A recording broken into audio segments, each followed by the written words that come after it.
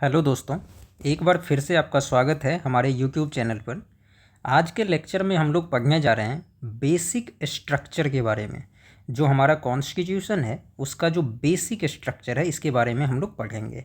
तो हमें एक चीज़ ध्यान रखना चाहिए कि जो ओरिजिनल कॉन्स्टिट्यूशन था, जो हमारा ओरिजिनल कॉन्स्टिट्यूशन था, इसमें बेसिक स्ट्रक्चर के बारे में कुछ भी नहीं कहा गया है। तो बेसिक स्ट्रक्चर फिर आया कहाँ से?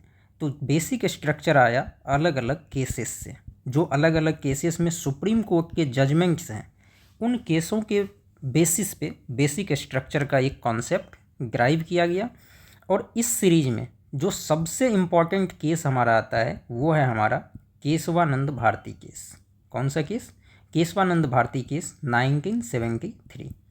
तो हम लोग एक एक करके यह पढ़ेंगे कि आखिर किस केस में क्या जजमेंट आया और किस तरह से बेसिक स्ट्रक्चर जो आज के डेट में है वो डेराइव होके यहाँ तक पहुँचा है। तो शुरू करते हैं हम लोग। सबसे पहले हम लोग पढ़ते हैं कि आखिर जो बेसिक स्ट्रक्चर है ओरिजिनल कॉन्स्टिट्यूशन में था नहीं, तो फिर इसका जो उद्भव हुआ, जो इसका इमरजेंस है, किस तरह से हुआ, किस किस केस के बेसिस पे ये आया। तो इस सीरीज में जो सबसे पहला केस था वो था शंकरी प्रसाद केस 1951। कौन सा केस था? शंकरी प्रसाद केस 1951। एक्चुअली गवर्नमेंट ने एक अमेंडमेंट किया था कॉन्स्टिट्यूशन में, और वो था फर्स्ट अमेंडमेंट एक्ट 1951। जब फर्स्ट अमेंडमेंट एक्ट 1951 गवर्नमेंट ने पारित किया, और इसके तहत जो राइट टू प्रॉपर्टी थी, राइट टू प्रॉपर्टी क्या था? एक फंडामेंटल राइट था। सरकार ने राइट टू प्रॉपर्टी को एबॉलिश कर दिया। राइट टू प्रॉपर्टी को क्या किया? एबॉलिश कर दिया। और यह किया क्यों था? क्योंकि सरकार को ज़मींदारी को एबॉलिश करना था। अब ज़मींदारी एबॉलिश करने के लिए जो लैंड राइट्स थे लोगों के, उसको ख़त्म किया जा रहा था। अलग अलग जगह पर लैंड के लिए एक सीलिंग लगाई जा रही थी कि किसके पास कितना लैंड होगा, किसके ऊपर लैंड नहीं रखना है। तो इससे यह हुआ कि जो लैंड है वो तो प्रॉपर्टी थी किसी न किसी की, और इसको एबॉलिश कर दिया गया। तो इसी फर्स्ट अमेंडमेंट एक्ट को शंकरी प्रसाद केस 1951 में चैलेंज किया गया कि फर्स्ट अमेंडमेंट एक्ट जो सरकार ने किया यह क्या कॉन्स्टिट्यूशनली वैलिड है या नहीं है। जब यह केस सुप्रीम कोर्ट में पहुंचा तो सुप्रीम कोर्ट ने इसमें जजमेंट दिया, और सुप्रीम कोर्ट ने यह कहा कि जो फंडामेंटल राइट्स हैं उसको पार्लियामेंट अमेंड कर सकती है। किसके अंदर? आर्टिकल 368 के अंदर। तो मतलब आर्टिकल 368 जो कि कॉन्स्टिट्यूशनल अमेंडमेंट के बारे में बात करती है कि कॉन्स्टिट्यूशनल अमेंडमेंट किस तरह से हो सकता है। जब कभी भी पार्लियामेंट आर्टिकल 368 का यूज करेगी तो उस केस में पार्लियामेंट फंडामेंटल राइट्स को भी अमेंड कर सकती है। और इसका रीजन सुप्रीम कोर्ट ने ये दिया कि जो आर्टिकल 13 में लॉ को डिफाइन किया गया है। आर्टिकल 13 क्या कहता है कि फंडामेंटल राइट्स के केस में लॉ का क्या मतलब होगा। तो आर्टिकल 13 के केस में जो लॉ डिफाइन किया गया है वह सिर्फ ऑर्डिनरी लॉ को कवर करता है, ना कि कॉन्स्टिट्यूशनल अमेंडमेंट को। मतलब कॉन्स्टिट्यूशनल अमेंडमेंट को यह कवर नहीं करता है। तो सुप्रीम कोर्ट ने यह कहा कि आर्टिकल 368 के तहत पार्लियामेंट फंडामेंटल राइट्स को अमेंड कर सकती है, क्योंकि आर्टिकल 13 के तहत लॉ का डेफिनेशन सिर्फ और सिर्फ ऑर्डिनरी लॉ को लेके है, ना कि कॉन्स्टिट्यूशनल अमेंडमेंट एक्ट को। तो यह तो क्लियर हो गया कि पार्लियामेंट ऐसा कर सकती है। लेकिन यह चलता रहा इसके बाद 16 साल तक। एक केस फिर से आता है, और वह था गोलकनाथ केस 1967। जब गोलकनाथ केस सुप्रीम कोर्ट में आया 1967 में, और इस समय फिर से किसको चैलेंज किया गया? 7th अमेंडमेंट एक्ट को। जो कॉन्स्टिट्यूशन में 7th अमेंडमेंट एक्ट किया गया था उसको चैलेंज किया गया। इस समय सुप्रीम कोर्ट ने अपने पुराने जजमेंट को पलट दिया। अब सुप्रीम कोर्ट का ये कहना था कि जो फंडामेंटल राइट्स दी गई है उसको इम्यूटेबल पोजीशन दी गई है और ट्रांसेंडेंटल पोजीशन दी गई है। मतलब इसमें कोई छेड़छाड़ नहीं की जा सकती है। इसका मतलब यह है कि इसमें जो है कोई भी चेंज नहीं किया जा सकता है। तो सुप्रीम कोर्ट ये कह दिया कि फंडामेंटल राइट्स को इम्यूटेबल पोजीशन दिया गया है, और जब इम्यूटेबल पोजीशन दिया गया है तो पार्लियामेंट जो है वह किसी भी फंडामेंटल राइट को एब्रीज नहीं कर सकती है, उसको ख़त्म नहीं कर सकती है। मतलब किसी भी फंडामेंटल राइट को सुप्रीम को पार्लियामेंट जो है किसी भी तरह का अल्टरेशन नहीं कर सकती है, अल्टर नहीं कर सकती है। तो अब यह चीज़ हो गया कि जब अल्टर नहीं कर सकती है, जबकि पिछले केस में शंकरी प्रसाद केस में तो कहा था कि चेंज कर सकती है, अब कह रहे हैं कि नहीं कर सकते हैं। पिछले केस में कोर्ट ने यह भी कहा था कि आर्टिकल 13 के अंदर जो लॉ है वो सिर्फ और सिर्फ ऑर्डिनरी लॉ को कवर करता है, ना कि कॉन्स्टिट्यूशनल अमेंडमेंट एक्ट को। लेकिन इस केस में सुप्रीम कोर्ट ने यह कहा कि जो कॉन्स्टिट्यूशनल अमेंडमेंट है, जो भी कॉन्स्टिट्यूशनल अमेंडमेंट एक्ट है, वह भी लॉ है और आर्टिकल 13 के अंदर ही। मतलब अब आर्टिकल 13 जो है वह ऑर्डिनरी लॉ को भी कवर करता है और कॉन्स्टिट्यूशनल अमेंडमेंट एक्ट को भी कवर करता है। मतलब आर्टिकल 13 के डेफिनेशन के अंदर ही दोनों लॉ आएंगे, और जब दोनों लॉ आएंगे तो दोनों में से किसी भी तरीके से किसी भी फंडामेंटल राइट्स को ख़त्म नहीं किया जा सकता है। तो इस केस में सुप्रीम कोर्ट ने अपने पुराने जजमेंट को पलट दिया। अब सरकार को तो करना था, तो सरकार उसके बाद एक अमेंडमेंट लाई 1971 में, 24th अमेंडमेंट एक्ट। यह टसल जो है सुप्रीम कोर्ट और गवर्नमेंट के बीच का, यह चलता रहेगा। इस केस में यह हुआ कि अब सरकार को तो रिएक्ट करना था, क्योंकि सरकार कुछ करना चाह रही थी, लेकिन सुप्रीम कोर्ट ने यह कह दिया कि आप नहीं कर सकते हैं।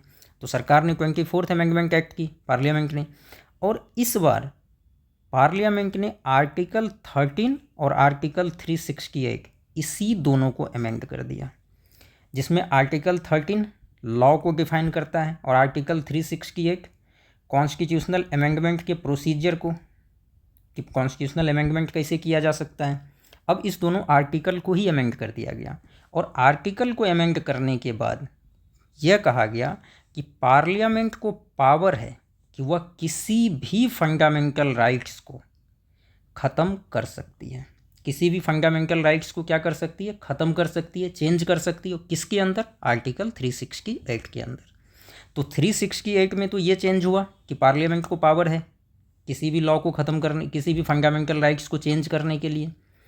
साथ ही साथ कोर्ट ने यह भी कहा कि आर्टिकल 13 के अंदर ऐसे लॉ आर्टिकल 13 में नहीं आएंगे जो इस तरह से आर्टिकल 368 का यूज करके जो भी एक्ट लाए जाएंगे फंडामेंटल राइट्स को ख़त्म करने के लिए, वह आर्टिकल 13 के अंदर लॉ के डेफिनेशन में नहीं आएगा।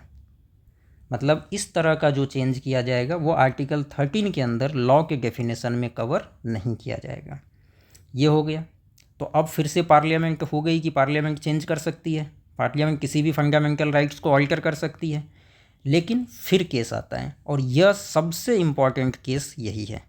सबसे इम्पॉर्टेंट केस जो है यही है, केशवानंद भारती केस 1973। यह इस सीरीज में आप कह सकते हैं कि एक लैंडमार्क जजमेंट है, और इस केस के बाद चीज़ें काफ़ी क्लियर हो गई।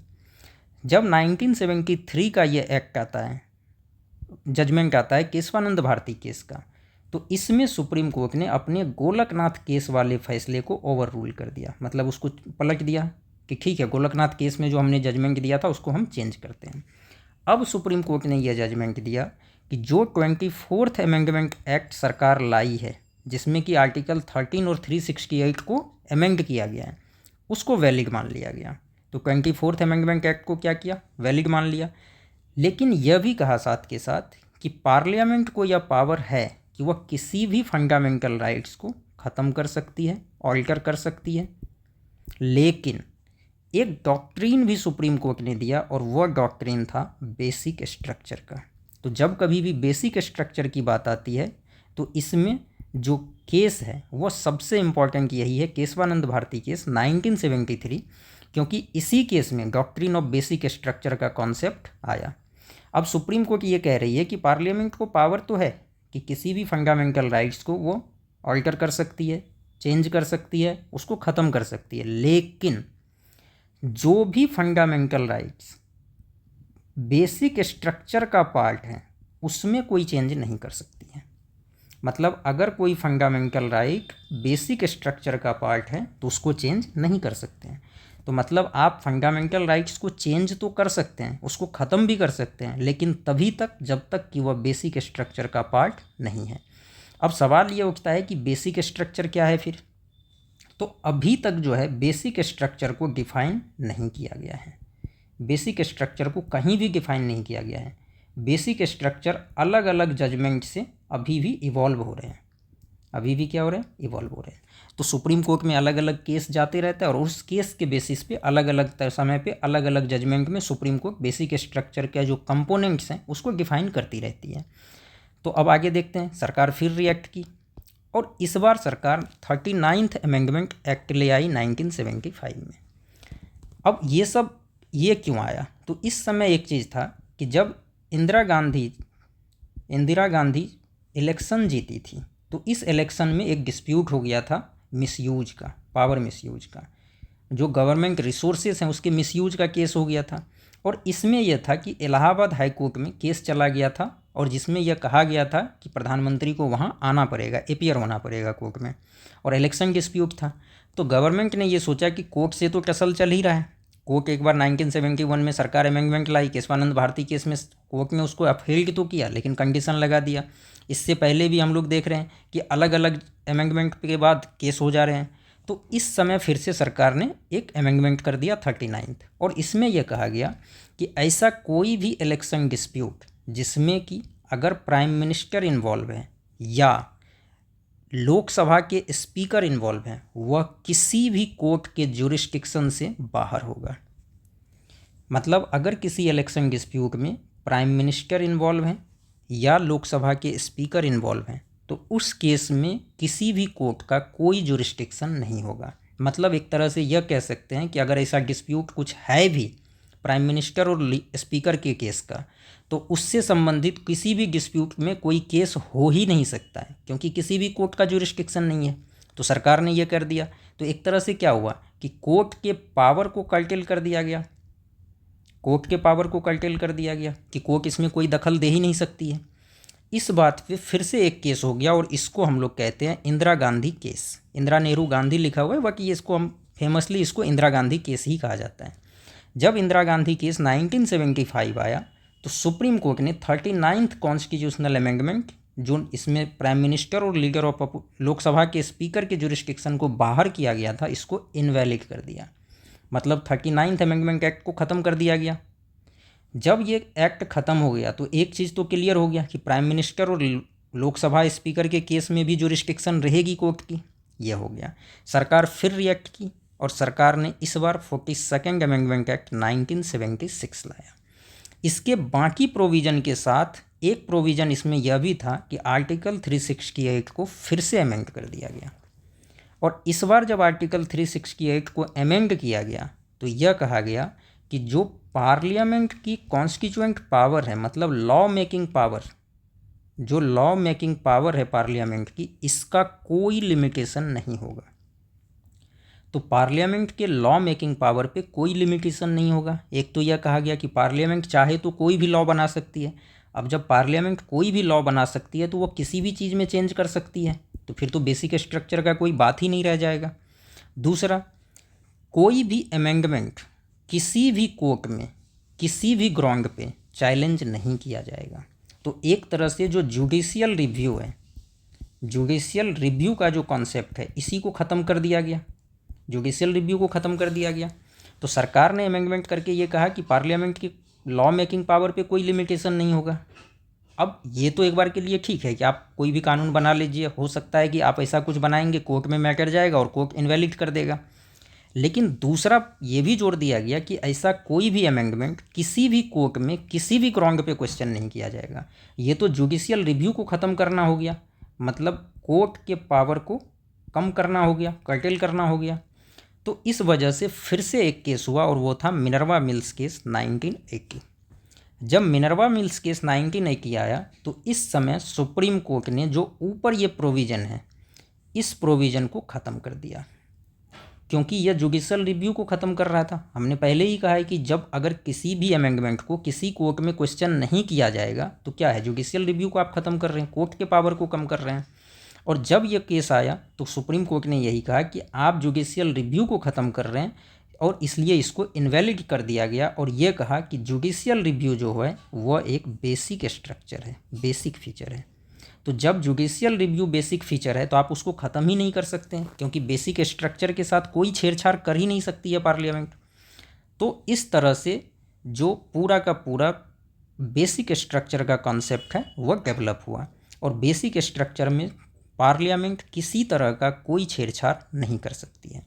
अब बात आता है कि इतने केस और इतने अमेंडमेंट के बाद प्रेजेंट में क्या पोजीशन है।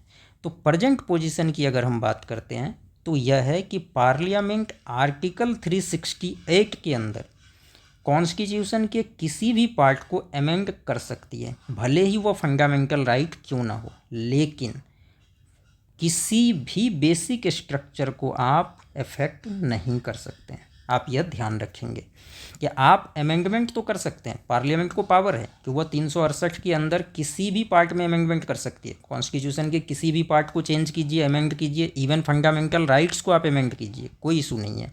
लेकिन किसी भी बेसिक स्ट्रक्चर को आप इफेक्ट नहीं कर सकते हैं।